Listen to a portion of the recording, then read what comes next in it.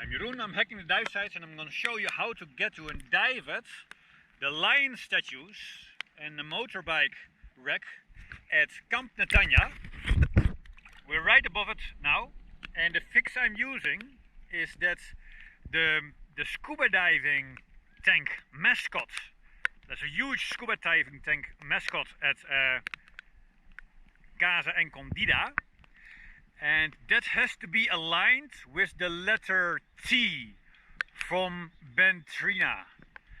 Not to be confused with www.bentrina.com, because it's written there twice. So it's the left blue letters word Bentrina. The letter T is aligned with the dive tank that belongs to Casa and Condida. And then the second fix is that at Camp Netanya there's a dive center called Blue Paradise Center, and it has a little tower on top of it with an orange roof, and the point of that orange roof is between the fourth and the fifth window. The fourth window is square, the fifth window is more roundish.